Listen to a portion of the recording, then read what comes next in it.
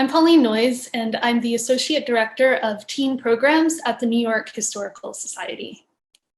We are presenting interdepartmental approaches to transforming digital workflow and decision-making at the New York Historical Society. I know that's a mouthful, but we're going to walk you through what this means on a concrete level. Basically, we found new ways of working together across departments to optimize our digital collection and digital assets for public use. And hi, I'm Rosanna, Flouty, Managing Director of HG & Co. And I'm thrilled to present alongside Pauline in this work because I believe it points to four aspects of digital transformation and in ways that uniquely positions the New York Historical Society as a leader in modeling organizational change that is driven by audience needs. So the first is about workflow and how trust and collaboration have been built across departments so that needs and also barriers have become more transparent. So we'll talk a little bit about how we did that. The second is in how digital collections, and even more widely, a digitally focused practice to make digital collections just more accessible, and how future audiences connect in ways that are relevant to their everyday lives.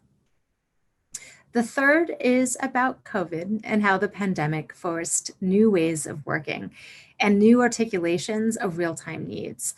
And as the work continued amidst what was a pretty chaotic time for museum workers everywhere, how this grant had really allowed the New York Historical team to work in ways that had not been done before, but also met the needs of the situation. The fourth in my mind is the most exciting, and it's how teens working at the New York Historical Society are now being placed at the center of this work. My ears had pricked up at one of our earliest meetings when we were scoping this as part of HG & Go's work with New York Historical, because we heard the education team just speak so articulately about how they witnessed the ways that teens had sought to engage in research across their collections, and that the future of digital scholarship lay in the ways that teens wanted to connect.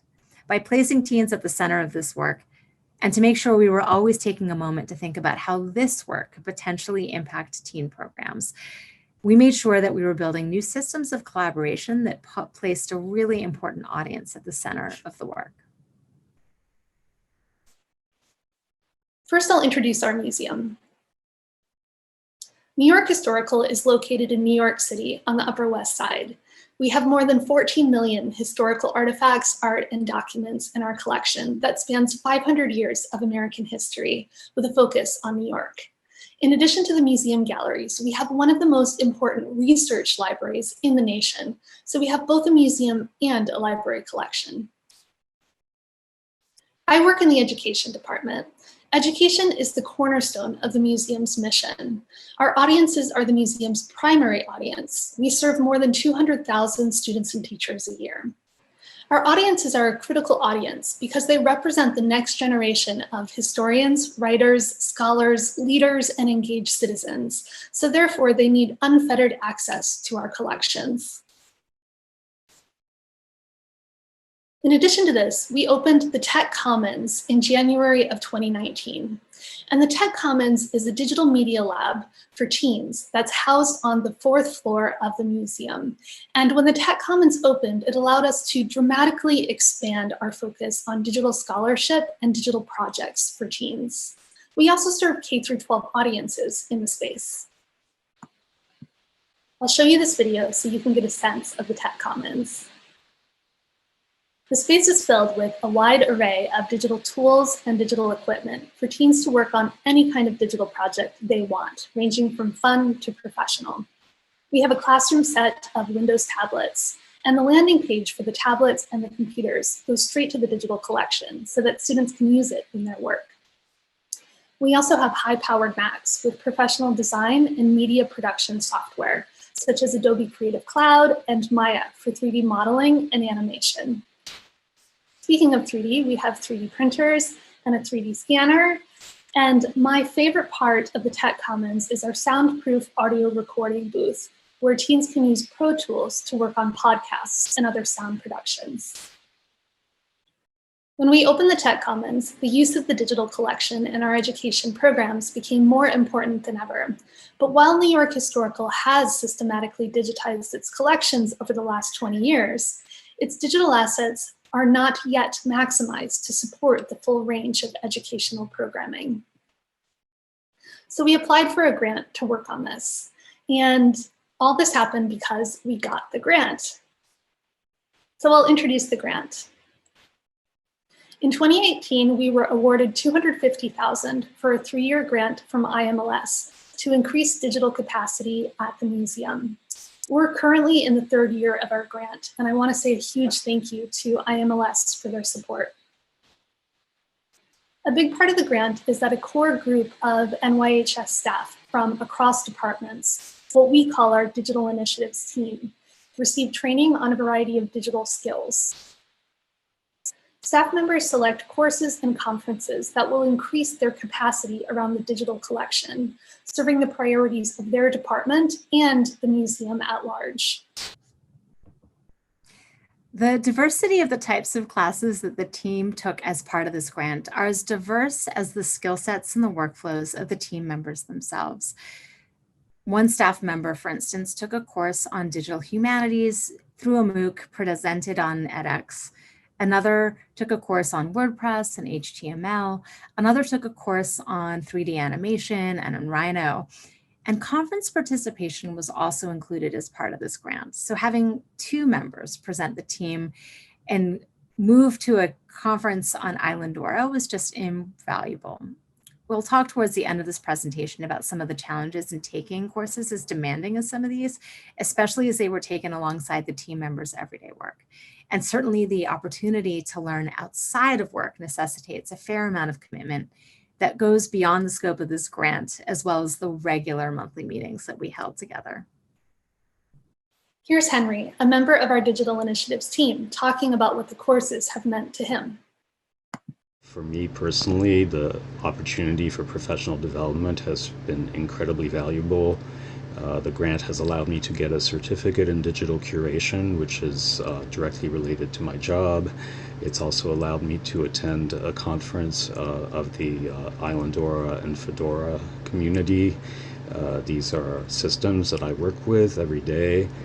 And it's also funded a course that I took on cataloging photographs, which is something that I am very much involved in, but have had no formal training doing. So it's really allowed me to learn a lot over the last couple of years. So we get a lot of great things, as Henry said. We get conferences, free classes, but we have to give back. So it's an education grant. Everything rolls up to education.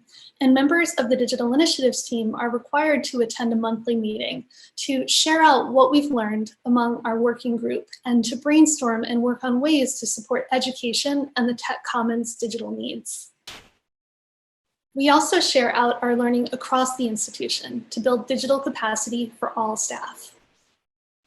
Here's a picture of one of our share outs for all staff. Here's our digital initiatives team. We have members of education, Rosanna, our wonderful consultant, members of our IT team, the staff who oversee our digital museum and library collections, and members of our communications team. They're working on a new website for the museum. The thing that we have in common is that we all do digital work for the museum. But before the grant, we usually were just working in our own departments on our own digital initiatives. Before the grant, it was a siloed process, and we were mostly working within our own departments, so that there wasn't a lot of shared understanding or collaboration on anything digital. One great example of this is that the museum's digital collection is on a completely different platform than the museum's library digital collection. There's no way to access both collections at the same time, or search for something across NYHS collections. They have different metadata and different cataloging too. So right now, because of the grant, we're building a crosswalk between these 2 platforms that don't communicate with each other by implementing search capacity across collections and synchronizing the museum and library collections together. Here's Catherine, who oversees the museum's digital collection, talking more about this. The museum and library use different cataloging and online collection platforms. The cataloging differences, use of separate platforms, and importantly, separate searches, hinders visitors finding all the New York Historical Society items that might interest them. Another example of us not communicating and collaborating is that education uses the digital collection all the time. We teach with it, our educators use it, the students use it in their projects. But before the grant, we were in the dark on what documents and objects were coming down the pipeline to be digitized. We had no idea what the process is to select objects to get digitized or how they go online. And embarrassingly, we even lacked in-depth knowledge on the full extent of what's online. So now, because of this grant, we know what's going to be digitized and how the process works. And we've even devised systems so that education can request specific objects and collections that it needs online. And it's not that there was bad blood between the departments or anything, it's just that we rarely had a reason to join forces. And this grant allowed us the space and the resources to be able to collaborate and to put education at the center of our digital work.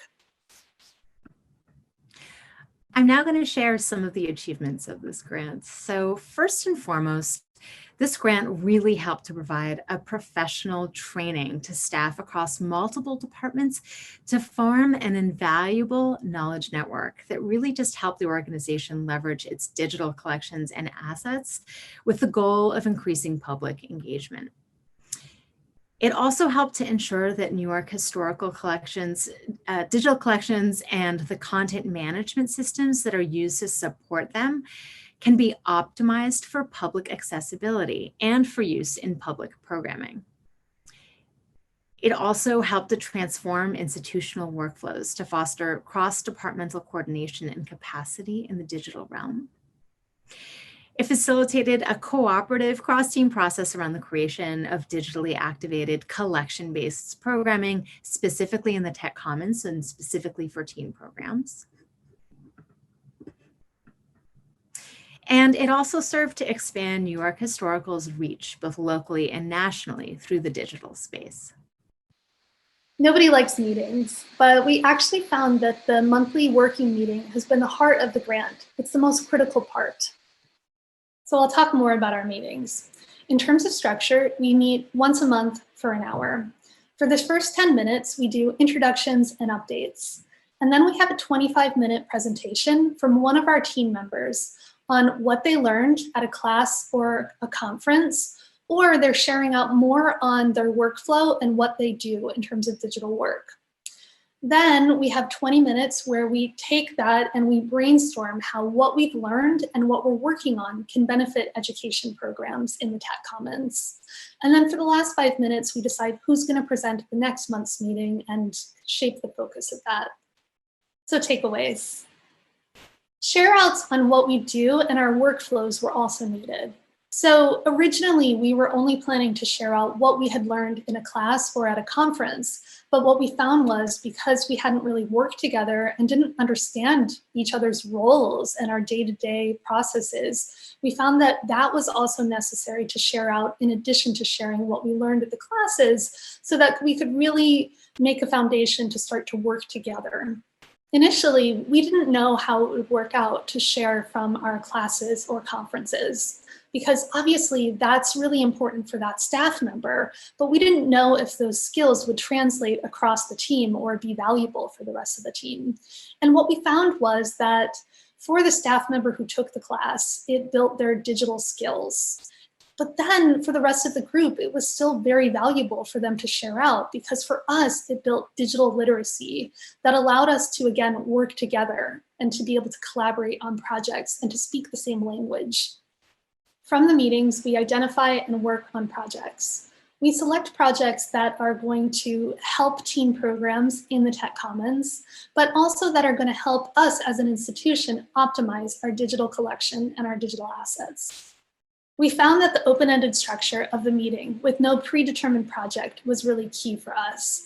That allowed us to let it naturally evolve as we shared out what we were learning and what we do, so that we could find a project that benefits teens in the Tech Commons, but that also benefited each team member in their own digital work and ultimately the institution as a whole. I'll share some of what we do in the Tech Commons. This is Tech Scholars, in which high school girls learn the powerful stories of underrepresented women in history in our Center for Women's History.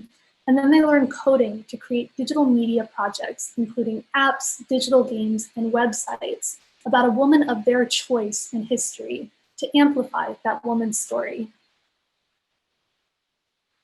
Another program is Teen Leaders. And in Teen Leaders, the students create professional digital media projects that are placed in our museum galleries and on our websites. For example, these teen leaders worked on a digital interactive for our Women March exhibition on women activists in history.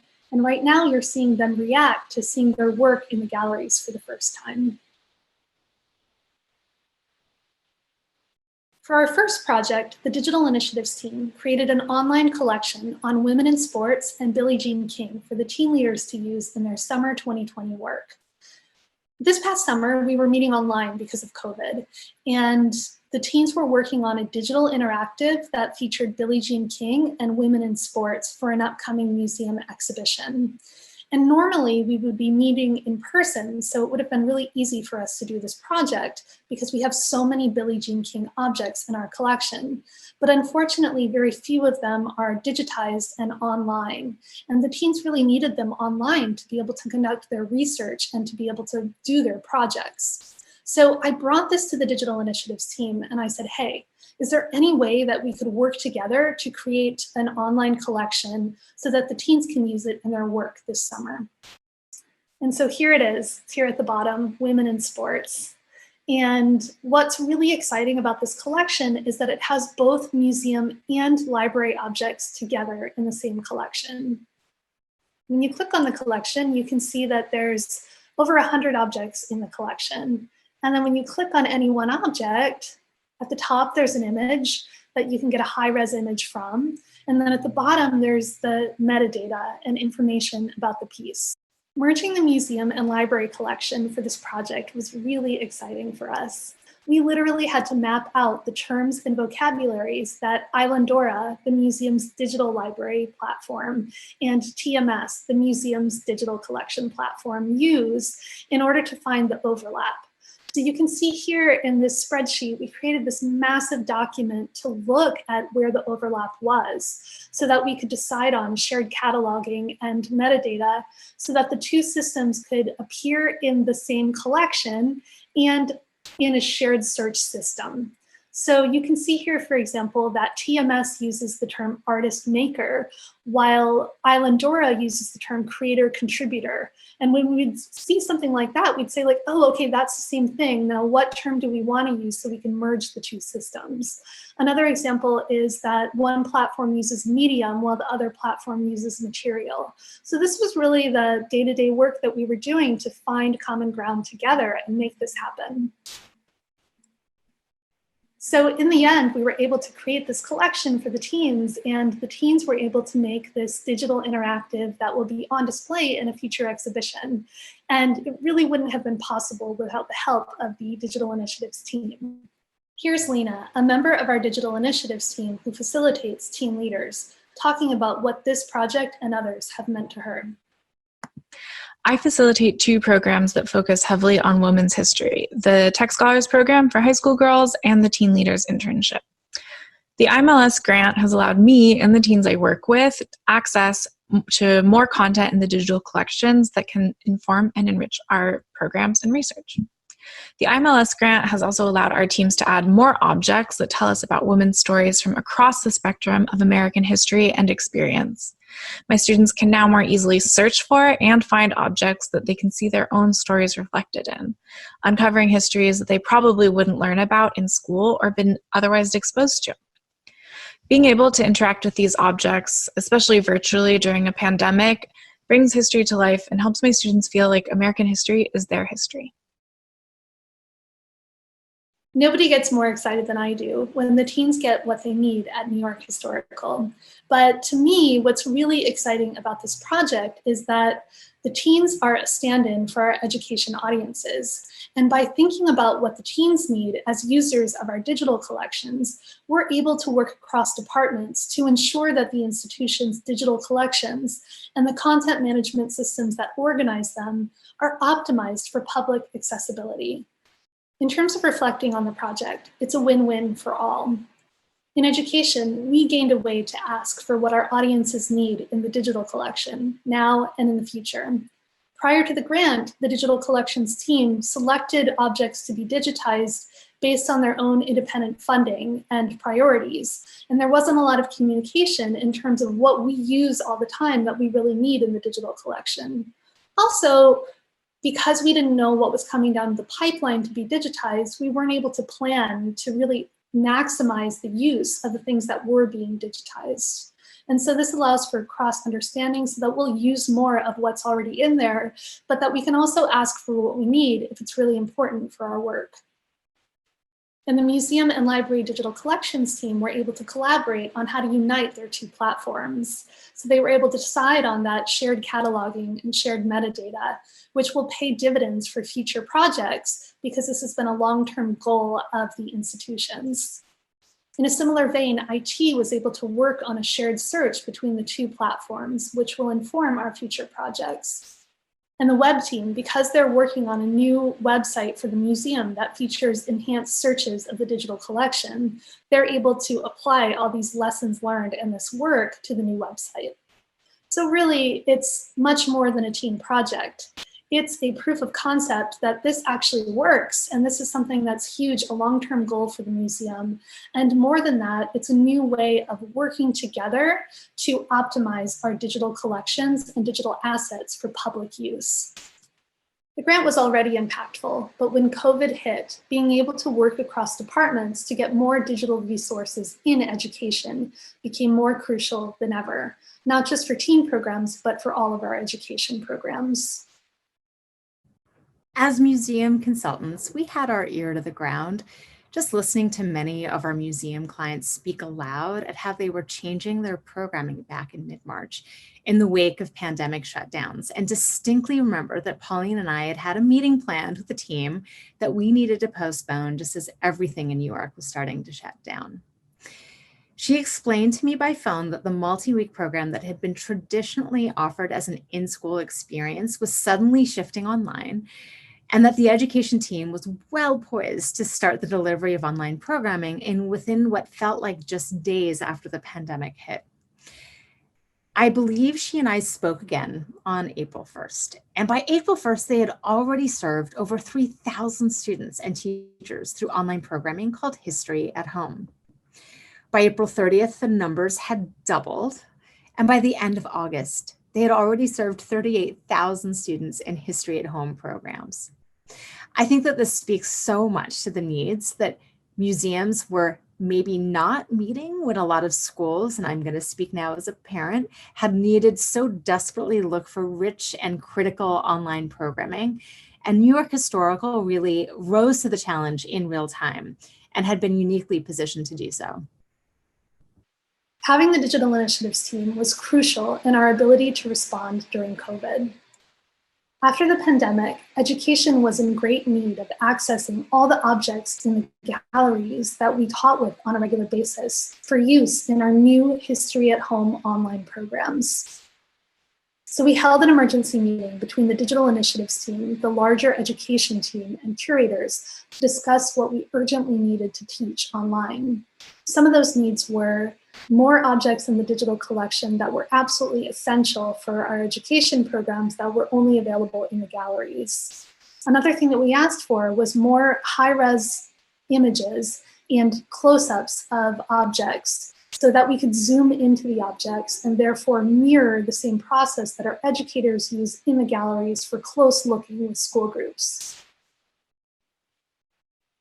Our digital initiatives team sprang into action. We devised a system where I trained our 50 part-time educators to add these much needed objects to the digital collection. And I trained them on the cataloging and the metadata as well.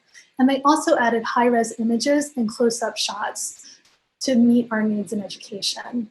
And we were able to keep these educators employed for those early months of COVID, doing important work and adding what we needed to the digital collection. If we had not already had those relationships and those share outs through the grant, there's no way we could have responded as nimbly. There's no way I would have known that we could add what we needed to the digital collection. And I certainly couldn't have led a training for our educators to learn metadata and how to ingest items into the digital platforms. So this really allowed us to respond with speed to the public need. We put all of this together in less than a week, including the educator training. There are some real takeaways and achievements here that I want to speak to for really articulating the success of this grant. So I'd like to take a moment to speak about some of the takeaways we saw in this work as an evaluator. The first is how this process of monthly meetings and share-outs has built a sense of trust and collaboration, that even being able to share in real time about details of workflow and speak in specifics about funding pressures or staffing constraints or some of the other unusually unseen forces that enact on all of us in our work could be shared and understood on a regular basis. At times, other projects not related or connected to this grant have also benefited from the increased ability to collaborate efficiently, and that the informal nature of these meetings have also helped to build trust and collaboration too. The second speaks to the reality of time, that members of the staff participating in this grant were required to take their courses without formal time to step aside from the everyday aspects of their jobs. Taking technology-based classes and courses that sort of focus and require dedication, and in the wake of increased demands on staff and other pressures just during the pandemic, when so many responsibilities had increased, both inside and in addition to workloads, it's clear that some of the smaller and maybe more focused conference participation might be a smart direction as we move forward in this grant. And even participation in smaller and specialized tech conferences, such as the Islandora conference, were also key in helping to nurture and develop professional networks. And finally, just to respond about agility, and Pauline will share in depth about how this grant and its regular meetings allowed for new ways of working that were just more agile than before. But I'm going to share just one example that will forever stay in my mind about just the value of these regular meetings. And so that course, of course, was thinking to one of the larger group meetings that we had right at the start of the pandemic, when the education staff were just articulating that they needed more New York historical created content, and that this need was so immediate, but they were using materials that were created outside of the organization.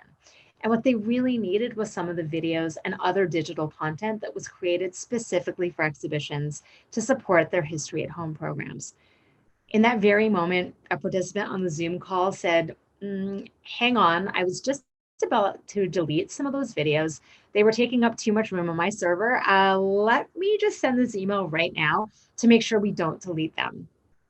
I'm going to pass it now to Pauline to speak about agility.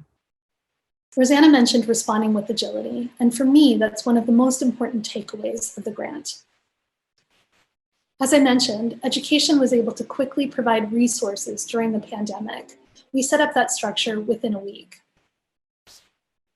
Similarly, the Women in Sports Digital Collection Project was something we pulled together quickly in about a month. So for us, the digital initiatives team is a promising model because it allowed us the space and the resources to be able to respond. And the open-ended nature of our meetings was key, and not predetermining the project, because that way we were working together, we knew each other, we were upping our skills, but the project hadn't been predetermined. So when public need arose, we were able to respond with agility because of all that work we had been doing on a monthly basis. This is a really exciting takeaway for us because it's a model we can keep for the future to be able to be poised to respond to public needs with agility. Thanks so much. We hope that you'll come to our live Q&A on November 18th at 12:30. We're going to be talking more about the grant and also want to hear from you on promising models that you've seen of people working across departments to optimize digital responses. And we also want to talk through the difficulties of working across teams at museums as well. So really look forward to seeing you all there, and thanks so much again. And we just wanted to say thank you and to please come to our live Q&A on November 18th. And thank you so much for having us.